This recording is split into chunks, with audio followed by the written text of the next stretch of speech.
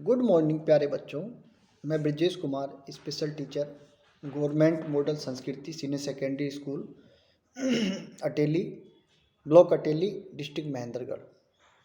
तो घर से पढ़ो कार्यक्रम के अंतर्गत आज फिर से आपके लिए एक वीडियो लेकर आया हूँ, जो हमारी कक्षा 7 की पाठ्य पुस्तक हमारा पर्यावरण जो भूगोल की है उसका लेसन नंबर 3 है, हमारी बदलती पृथ्वी। तो आज हम इसके बारे में जानेंगे। आइए हम बात करते हैं इस लेसन के बारे में। सबसे पहले स्थल मंडल अनेक प्लेटों में विभाजित है, जिन्हें स्थल मंडलीय प्लेट कहते हैं। आपको यह जानकर आश्चर्य होगा कि ये प्लेट हमेशा धीमी गति से चारों तरफ घूमती रहती है। प्रत्येक वर्ष केवल कुछ मिलीमीटर के लगभग पृथ्वी के अंदर पिघले हुए मैग्मा एक वृत्तीय रूप में घूमता रहता है, जैसा कि क्रियाकलाप में भी दिखाया गया है इस लेसन में।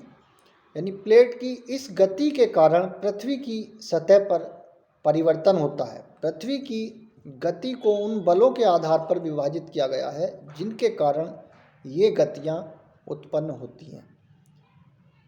जो बल पृथ्वी के आंतरिक भाग में घटित होते हैं उन्हें अंतर्जनित बल यानी एंडोजेनिक फोर्स कहते हैं, एवं जो बल पृथ्वी की सतह पर उत्पन्न होते हैं उन्हें बहिर्जनिक बल यानी एक्सोजेनिक फोर्स कहते हैं। जो बल पृथ्वी के आंतरिक भाग में घटित होते हैं उन्हें क्या कहते हैं? अंतर्जनित बल, एंडोजेनिक फोर्स। और जो बल पृथ्वी की सतह पर उत्पन्न होते हैं उन्हें क्या कहते हैं? बहिर्जनिक बल, एक्सोजेनिक फोर्स कहते हैं।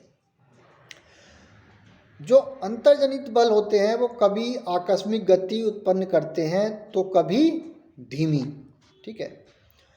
भूकंप एवं ज्वालामुखी जैसी आकस्मिक गति के कारण पृथ्वी की सतह पर अत्यधिक हानि होती है। ठीक है। ज्वालामुखी भूपर्पटी पर खुला एक ऐसा छिद्र होता है जिससे पिघले हुए पदार्थ अचानक निकलते हैं। ठीक है। इसी प्रकार स्थलमंडलीय प्लेटों के गति करने पर पृथ्वी की सतह पर कंपन होता है। यह कंपन पृथ्वी के चारों ओर गति कर सकता है। इस कंपन को भूकंप कहते हैं। ठीक है। भूपर्पटी के नीचे वह स्थान जहाँ कंपन आरंभ होता है वो क्या कहलाता है? उद्गम केंद्र कहलाता है। उद्गम केंद्र के भू सतह पर उसके निकटतम स्थान को अधिकेंद्र कहते हैं। अधिकेंद्र से कंपन बाहर की ओर तरंगों के रूप में गमन करती है। अधिकेंद्र के निकटतम भाग में सर्वाधिक हानि होती है एवं अधिकेंद्र से दूरी बढ़ने के साथ जो भूकंप की तीव्रता है उसमें धीरे धीरे कमी होती चली जाती है। यानी जो अधिकेंद्र होता है, ठीक है, वो उद्गम केंद्र क्या है? उद्गम केंद्र वह स्थान जहाँ भूकंप उत्पन्न होता है, वह भूकंपी ऊर्जा का उद्गम केंद्र कहलाता है। ठीक है। अब उद्गम केंद्र के जो भू सतह पर उसके निकटतम स्थान जो है, सबसे भू सतह पर जो निकटतम स्थान है उसको क्या कहेंगे? अधिकेंद्र। तो अधिकेंद्र से कंपन बाहर की ओर तरंगों के रूप में जाता है। जो निकटतम भाग है उसमें सबसे ज़्यादा कंपन होती है और जैसे जैसे दूरी बढ़ती चली जाती है तो कंपन कम होता चला जाता है। ठीक है। अभी हम थोड़ी देर पहले बात की थी पृथ्वी की गतियाँ कि भाई अंतर्जनिक गति, अंतर्जनिक बल और बहिर्जनिक बल। अंतर्जनित बल क्या है? जैसे आकस्मिक बल। आकस्मिक बल में कौन आ गया अंतर्जनित में? पृथ्वी के नीचे भूकंप, ज्वालामुखी, भूस्खलन। ठीक है। और बहिर्जनित बल में कौन कौन आ गए? जैसे अपर्दन और निक्षेपण, यानी नदी, बहता जल, पवन, समुद्री तरंग और हिमनद। वैसे तो भूकंप की भविष्यवाणी संभव नहीं, लेकिन यदि हम पहले से तैयार हों तो इसके प्रभाव को निश्चित रूप से कम किया जा सकता है।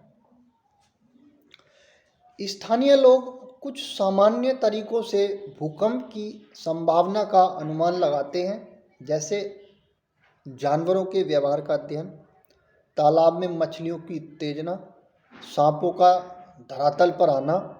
यानी ये सब क्या है, ये एक संकेत होते हैं कि हाँ भाई पृथ्वी पर क्या है, भूकंप आने वाला है। अब आप जानते हैं भूकंप का मापन कैसे होता है। भूकंप का मापन एक यंत्र के द्वारा किया जाता है जिसे भूकंप लेखी कहते हैं। भूकंप की जो तीव्रता है वो किस में मापी जाती है, रिक्टर स्केल पर मापी जाती है। जिस भूकंप की तीव्रता 2.0 या उससे कम होती है उसका प्रभाव नहीं के बराबर होता है। यानी कि कई बार हमें उससे नुकसान तो ज़्यादा होता ही नहीं है, लेकिन कई बार क्या होता है कि हमें पता भी नहीं चलता है कि हाँ भूकंप आया, वो बस एक बहुत सीमित दायरे में होता है। ठीक है, लेकिन जिस भूकंप की तीव्रता 5 होती है तो वह वस्तुओं के गिरने से क्षति पहुंचा सकता है। यानी उससे क्या होता है, तेज कंपन होती है और वस्तुएं गिर जाती हैं। और जिस भूकंप की तीव्रता 6 अथवा उससे अधिक होती है वह बहुत शक्तिशाली, और जिसकी तीव्रता 7 या उससे अधिक होती है वह सर्वाधिक शक्तिशाली माना जाता है। यानी उससे क्या होता है, जो हमारी बहुत बड़ी बड़ी इमारतें हैं तो वो क्या होती हैं, वो भी गिर जाती हैं, कई मकान धराशायी हो जाते हैं, जिससे हमारा बहुत ज़्यादा जान माल का नुकसान होता है। एक बार 26 जनवरी 2001 को भुज शहर में, भुज एक गुजरात का शहर है, वहाँ पर 6.9 की तीव्रता वाला भीषण भूकंप आया था, जिसमें बहुत ज़्यादा वहाँ पर नुकसान हुआ था। ठीक है, स्कूल भी बहुत ज़्यादा प्रभावित हुए थे। स्कूल की इमारतें गिरने से हजारों छात्र की मौत की आशंका जताई गई थी और उसका बहुत दुष्परिणाम वहाँ पर सामने आया था। फ़ोन की लाइनें कट गई थी, जल पाइपलाइन बेकार हो गई थी, विद्युत स्टेशन, संचार लाइनें सभी अवरोधित हो गए थे। यानी अब हम अनुमान लगा सकते हैं कि भूकंप कितना हानिकारक हो सकता है। हमें भूकंप से बचाव के लिए क्या तैयारी करनी चाहिए, यानी भूकंप के दौरान हम कहाँ पर आश्रय लें। तो सुरक्षित स्थान कौन से होते हैं, जैसे रसोई का काउंटर या मेज के नीचे या दीवार के अंदरूनी कोने में। इससे क्या होगा, यदि कोई सामान गिरता भी है भूकंप की तीव्रता के कारण, तो हम किसी मेज के नीचे होंगे तो वो सामान यदि गिरेगा तो वो मेज के ऊपर गिरेगा, जिससे हमारे कहीं ना कहीं सुरक्षित रहने की संभावनाएं ज़्यादा हो जाती हैं। और हमें दूर किससे रहना है, आग वाले स्थान, चिमनी के आसपास तथा टूट सकने वाली जैसे खिड़कियां हैं, शीशा है, तस्वीर है, उनसे हमें दूर रहना, क्योंकि अगर वो टूटते हैं तो उनका शीशा वगैरह क्या है, वो हमारे शरीर को हानि पहुंचा सकता है। अब हम बात करते हैं मुख्य स्थल आकृतियाँ। अपक्षय एवं अपर्दन नामक दो प्रक्रमों द्वारा दृश्य भूमि लगातार विकसित होती रहती है। पृथ्वी की सतह पर शैलों के टूटने से अपक्षय की क्रिया होती है। भूदृश्य पर जल, पवन एवं हिम जैसे विभिन्न घटकों के द्वारा होने वाले श्रय को अपर्दन कहते हैं। वायु, जल आदि अपर्दित पदार्थ को एक स्थान से दूसरे स्थान पर ले जाते हैं और फलस्वरूप एक स्थान पर निक्षेपित करते हैं। अपर्दन एवं निक्षेपण के ये प्रक्रम पृथ्वी के धरातल पर विभिन्न स्थल आकृतियों का निर्माण करते हैं। अब हम बात करते हैं नदी के कार्य। नदी होती क्या है, जहाँ निरंतर जल बहता रहता है हम उसको नदी कहते हैं। नदी के जल से दृश्य भूमि का अपर्दन होता है। जब नदी किसी खड़े ढाल वाले स्थान से अत्यधिक कठोर शैल या खड़े ढाल वाली घाटी में गिरती है तो यह जलप्रपात बनती है। विश्व में हजारों छोटे छोटे जलप्रपात हैं। शायद आप जानते हो सबसे ऊंचा जो जलप्रपात है वो दक्षिण अमेरिका के वेनेजुएला का एंजल जलप्रपात है। अन्य जलप्रपात उत्तरी अमेरिका में कनाडा तथा संयुक्त राज्य अमेरिका की सीमा पर स्थित न्याग्रा जलप्रपात है और अफ्रीका में जाम्बिया एवं जिम्बाब्वे की सीमा पर स्थित विक्टोरिया जलप्रपात हैं। ठीक है। जब नदी मैदानी क्षेत्र में प्रवेश करती है तो वह मोड़दार मार्ग पर बहने लगती है। नदी के इन्हीं बड़े मोड़ों को विसर्प कहते हैं। इसके बाद विसर्पों के किनारों पर लगातार अपर्दन एवं निक्षेपण शुरू हो जाता है। विसर्प लूप के सिरे निकट आते जाते हैं। समय के साथ विसर्प लूप नदी से कट जाते हैं और एक अलग झील बनाते हैं जिसे चाप झील भी कहते हैं। कभी कभी नदी अपने तटों से बाहर बहने लगती है, फलस्वरूप निकटवर्ती क्षेत्रों में बाढ़ आ जाती है। बाढ़ के कारण नदी के तटों के निकटवर्ती क्षेत्रों में महीन मिट्टी एवं अन्य पदार्थों का निक्षेपण करती है। ऐसी मिट्टी एवं पदार्थों को अवसाद कहते हैं। इससे समतल उपजाऊ बाढ़ग्रस्त मैदान का निर्माण होता है। नदी के उत्थित तटों को तटबंध कहते हैं। समुद्र तक पहुँचते पहुँचते नदी का प्रवाह धीमा हो जाता है तथा नदी अनेक धाराओं में विभाजित हो जाती है जिनको वितरिका कहा जाता है। यहाँ नदी इतनी धीमी हो जाती है कि यह अपने साथ लाए मलबे का निक्षेपण करने लगती है और प्रत्येक वितरिका अपने मुहाने का निर्माण करती है। सभी मुहानों के अवसादों के संग्रह से डेल्टा का निर्माण होता है। अब हम बात करते हैं समुद्री तरंग के कार्य। समुद्री तरंग के अपर्दन एवं निक्षेपण तटीय स्थल आकृतियाँ बनाते हैं। समुद्री तरंगें लगातार सैलों से टकराती रहती हैं जिससे दरार विकसित होती है। समय के साथ ये बड़ी और चौड़ी होती जाती है।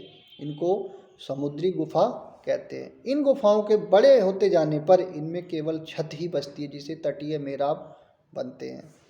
लगातार अपर्दन छत को भी तोड़ देता है और केवल दीवारें बचती हैं। दीवार जैसी इन आकृतियों को स्टैक कहते हैं। समुद्री जल के ऊपर लगभग ऊर्ध्वाधर उठे हुए ऊंचे शैलीय तटों को समुद्र भृगु कहते हैं। समुद्री तरंगें किनारों पर अवसाद जमाकर समुद्री पुलिन का निर्माण करती हैं। अब हम बात करते हैं हिमनद। हिमनद हिमानी बर्फ की नदियाँ होती हैं। हिमनद अपने नीचे की कठोर चट्टानों से गोलाश्मी मिट्टी और पत्थरों को अपरदित कर देती हैं और गोलाश्मी मिट्टी एवं पत्थरों से भूदृश्य का अपर्दन करती हैं।